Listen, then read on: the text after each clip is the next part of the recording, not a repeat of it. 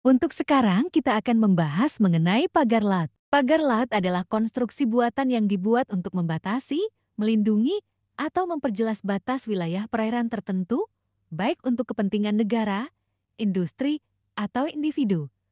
Pagar laut sering digunakan untuk mencegah aktivitas ilegal seperti pencurian ikan, melindungi ekosistem laut, membatasi akses ke area tertentu, misalnya wilayah eksplorasi migas atau pelabuhan. Landasan hukum pagar laut di Indonesia. Pembangunan dan pengelolaan pagar laut diatur dalam beberapa regulasi hukum di Indonesia, terutama yang berkaitan dengan kedaulatan negara dan pemanfaatan ruang laut, antara lain.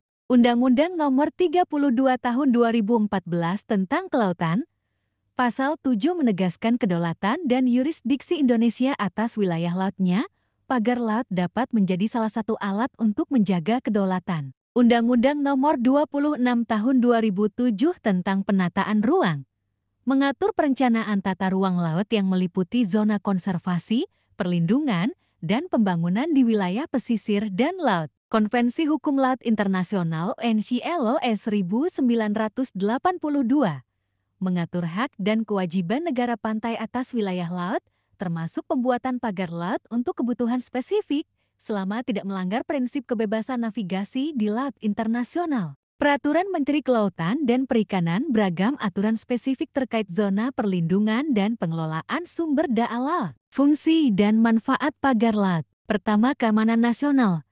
Membatasi akses wilayah perairan untuk mencegah pelanggaran, seperti masuknya kapal asing tanpa izin, menunjukkan batas wilayah laut teritorial sesuai hukum internasional. Kedua, konservasi lingkungan, melindungi ekosistem laut dari perusakan atau eksploitasi yang berlebihan, membantu pelestarian spesies laut tertentu di zona konservasi. Ketiga, kepentingan ekonomi, meningkatkan pengawasan dan pengelolaan sumber daya laut untuk kebutuhan eksplorasi minyak, gas, dan pariwisata. Keempat, penegakan hukum, mempermudah otoritas untuk mengawasi pelanggaran hukum seperti illegal fishing, illegal logging, atau penyelundupan. Kita lanjut pembahasan mengenai pagar laut di pembahasan selanjutnya.